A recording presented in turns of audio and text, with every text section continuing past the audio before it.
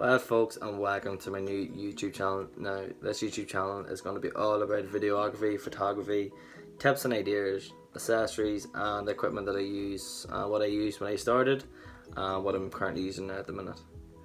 Now, my name is Tony. I'm 24. I'm a content creator, and I'm also a photographer and videographer. You can also find me on Instagram as TP Photography 1. I'll actually link it in the description below, and you can find my Facebook and all there also in the description below. So what made me start YouTube? The reason why I wanted to start YouTube was because I'm very passionate about photography and videography. I'm always looking to push the boundaries of both. Now, I don't do this full time. I work for a company in Newry, in the marketing area. So I really do want to push the likes of videos and photographies on my own social media. Yeah, I've wanted to do this for a very long time. I really wanted to start YouTube last year, but it just kept going over in my head what people would think of me, because where I come from, this is not the normal. Holding a camera in front of you in public and talking to it, you're really probably looked down on, and that's the worst thing about the Irish culture, is that it's completely different. Like you go to the likes of American stuff, you see like these vloggers and bloggers, it's sort of coming the norm, whereas Ireland you can sort of see it coming in now, but just not as much. I come from a small village in County Armagh called Whitecross, and yeah, if you're probably seen doing this sort of stuff, you would be frowned upon, and I'm one of these people that likes to do things different. I want to push the boundaries of just the norm, and I want to be one of the, I wouldn't say one of the first, I'd say one of the many that's first started in the Irish vlogging sort of community. So you're probably flicking through the likes of queries and argues and you're wondering, what sort of camera should I get? I'll show you what I started with, my mid camera and my camera now. So I started off with this Coolpix camera. Now if anybody remembers these from years ago, it's 8 megapixel. Your iPhone is actually better than this now. Started off with that camera, I think it's actually my sister's. It's very neat.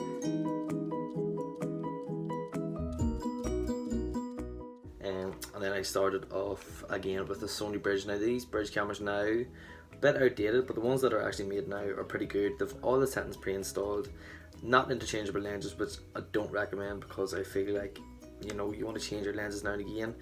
Not a bad camera for starting off, so if you're looking at bridges and they're in your price range, definitely go for it. But I would definitely DSLR. These are my favourite, the Nikon D3200 I started off with. I got a lens of my mates, fell in love, and I think this is perfect for anybody that is starting photography. And it comes with the interchangeable lens, which means you can buy different lenses, you know, for the body. But I just feel like this is brilliant for people that's starting off. It comes with a built-in guide, so first time users will get a full run through of how to use the camera. The lens is perfect, okay? You don't have to go changing it, you don't have to go spend £100. It actually comes with the camera when bought. It's perfect, it's done on my photography work, it's done on my videography work as well. The autofocus and everything is perfect for this, so if you're just starting out, I would recommend the Nikon D3300. I'll try and link it in the description box below. I'm probably on Amazon because they're probably the best reasonable price about. But yes, if you are starting out, I would definitely recommend the Nikon D3300, definitely. So if you're just starting out and you want to get out there and you want to take the likes of landscape photos and all that, that camera is perfect. Portrait photography, it's perfect as well.